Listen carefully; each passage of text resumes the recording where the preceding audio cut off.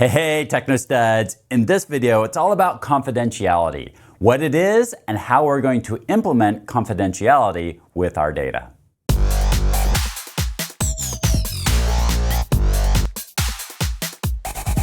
In this video, we'll start out by talking about the value of data. We'll get into confidentiality, we'll talk about risk, we'll get into PI versus PII, we'll talk about data sovereignty, we'll get into data classifications, and then we'll talk about implementation methods for confidentiality. In this video, we're going to start out by defining what confidentiality is and what it means. We'll get into some risks if there ever was a breach of confidentiality. We'll talk about PI versus PII. We'll talk about data sovereignty, data classification. We'll get into implementation methods of confidentiality. And then we'll finish off by talking about data value. Confidentiality just means state of being kept secret or private. And so we have this data that could cause damage to the company if it were to be released. And so we need to keep certain data safe and secure. Of course, data has a real value to it. So there are going to be people out there that are going to want to access that data or steal that data. And depending on what that data is, we could have a loss of revenue, a loss of assets, a loss of some sort of judgments and fines. We could have the cost of mitigating that. We could have loss of competitive advantage, loss of reputation, loss of customers, loss of business. There's a lot of things that can happen if we lose customers' data or other types of data. And there's lots of different types of data that could be stolen. Things like trade secrets, a special way that we deliver our product or a special ingredient to our recipe.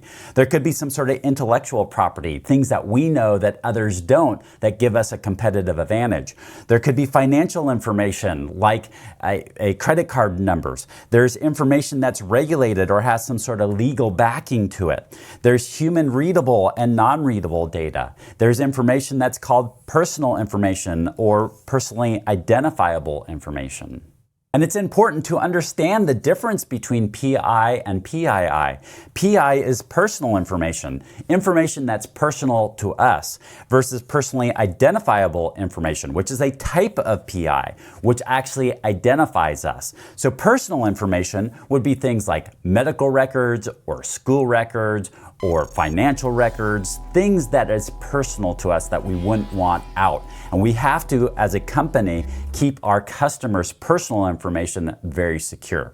Then there's personally identifiable information, which is almost a next level up, things that identify a specific person.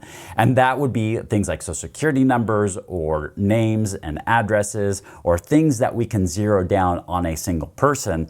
That would be information that would fall under PII information. PI information or personal information also could be called personal data. When you're talking about things like GDPR and countries like Europe will use the term personal data. Which actually brings us to our next point of data sovereignty. How we treat data is going to depend on where's that data originating from. What I mean by that is that I'm actually in the States, in the United States. And if I have customers that are in Europe, I actually have to treat that data differently according to Europe's laws and regulations. So data sovereignty is the different geographical locations of where that data originates from and how I need to treat that data. It also matters what type of data it is will determine how I need to treat that data. There's things that are public data, things that I release out to the public that poses no risk or no harm to the company at all. And then I would define how I'm going to handle that as a company. There would be certain ways that we would handle that as a company or certain regulated ways that we have to handle that. So public information would be like our website, information we actually kind of want to get out there. There's internal information, really things that have low impact and would just maybe lead to a little bit of inconvenience if it got out, but it's not that big of a deal. And so those things we keep behind a locked door. And so we have a different set of instructions on how we handle that data. Then we have confidential information. This is the stuff that could lead to some critical losses if it gets out.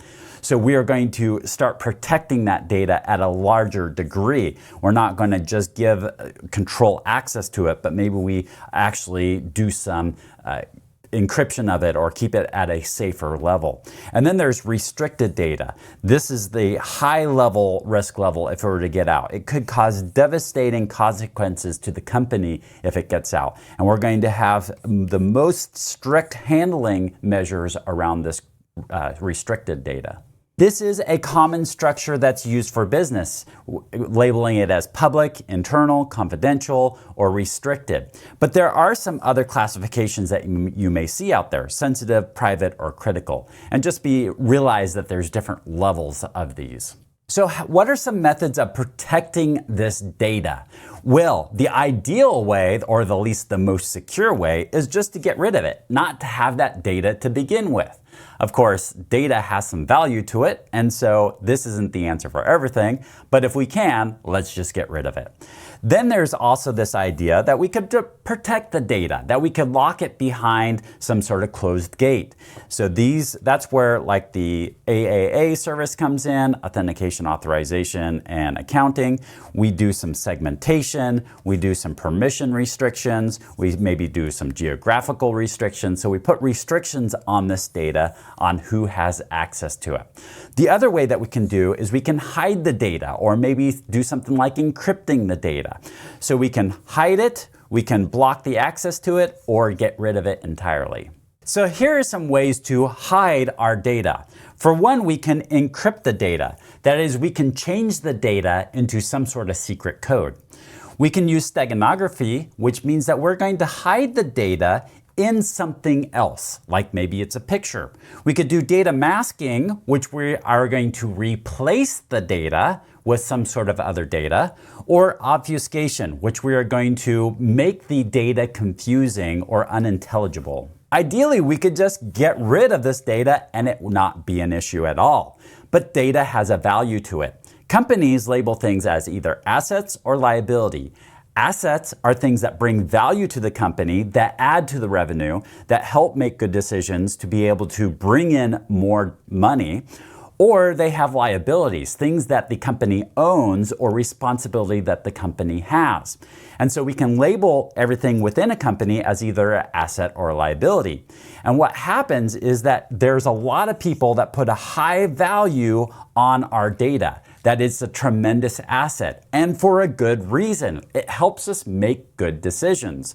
And so execs and board of directors and the marketing department and sales and finance are all going to want more data, because that data helps make great decisions. An example of that is if we have a lot of rich customer data that has some great information with it, then we can make better decisions to bring in more revenue, so we can market to people better.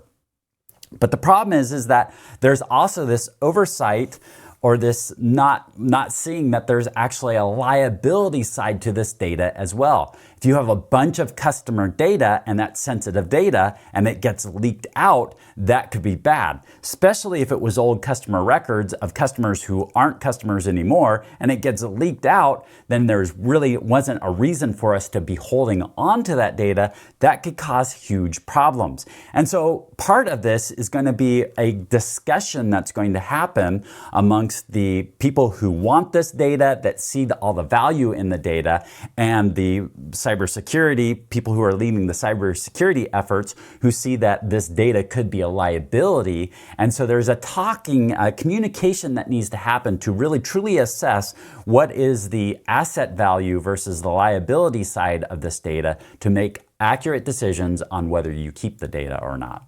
So confidentiality is a huge part of cybersecurity. And with keeping data, there is a certain amount of risk involved in that, especially when you're talking about personal information or personally identifiable information.